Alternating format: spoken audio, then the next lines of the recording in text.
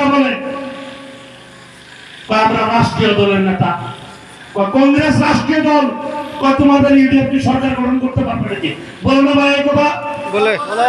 তাদেরকে প্রশ্ন করেন তোদের রাষ্ট্রীয় দল কোন কোন জায়গাতে আছে আর কোন জায়গাতে নাই। রাষ্ট্রীয় দল অবস্থা, রাষ্ট্রীয় দল 2015 সালে দিল্লিতে নির্বাচন খেলছে 70টা সিটে, একটা ক্যান্ডিডেট একটা এমএলএ বানাতে পারে নাই। দিল্লি রাজধানী, ভারতের রাজধানী, যে জায়গায় রাহুল গান্ধী বাড়ি, প্রিয়াঙ্কা গান্ধী বাড়ি, সোনিয়া গান্ধীর বাড়ি, মালিক ওয়াখাজান, আপনার যত তাদের লিডার সব দিল্লিতে বসবাস করে। 15 সালে শূন্য, বিগ জিরো কংগ্রেস। ভাবলাম 5 বছর পরে ফিরে আসবো।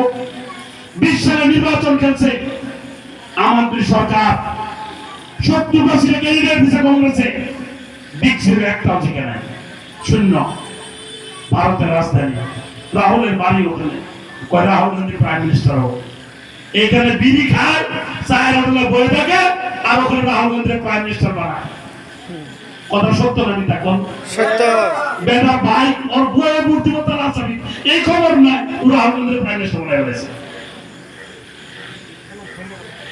যাই হোক, গেল 2টা ইলেকশন, 20 গেল। তাদেরকে প্রশ্ন করেন আজকে থেকে মাত্র 2 মাস আগে দিল্লিতে নির্বাচন হয়েছে, 70 সিটে কংগ্রেসের টিকিট দিছে, এমএলএ ক্যান্ডিডেট দিছে।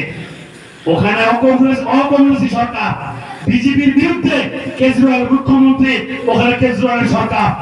এই কেজরিওয়াল সরকারকে হারাবার জন্য বিজেপির এজেন্ট হিসেবে 1000 কোটি টাকা কংগ্রেসে নিয়ে ওখানে ক্যান্ডিডেট দিয়ে কেজরিওয়াল সরকারকে হারাইছে। 50 ভোটে, 100 ভোটে, 200 ভোটে হারাইছে। হাজার মিসাই কথা বলেন আপনারা। একটা কংগ্রেসের এমএলএ জিততে পারে নাই, ওখানে এবার বিজেপির এমএলএ হয়েছে। আর আমাদেরকে বলে কয় তারা সবই বিজেপির এজেন্ট।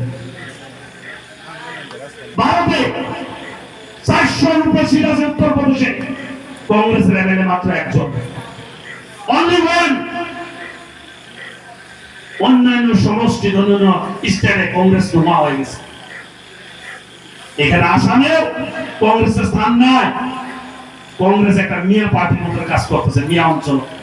শ্রদ্ধা রাইস, আমি বিধায়ক এখানে, আপনাদের এখানে, আপনাদের উন্নয়ন সব বড় মানুষে করতে পারে না, বড় মানুষে করে নাই, নিজের বলে এমএলএ পান না।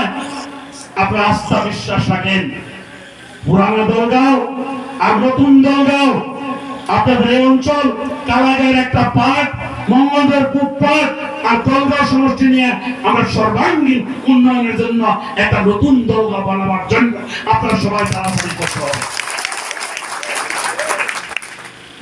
আপনার নতুন দলগাঁও একটা স্বপ্ন দেখতে হবে।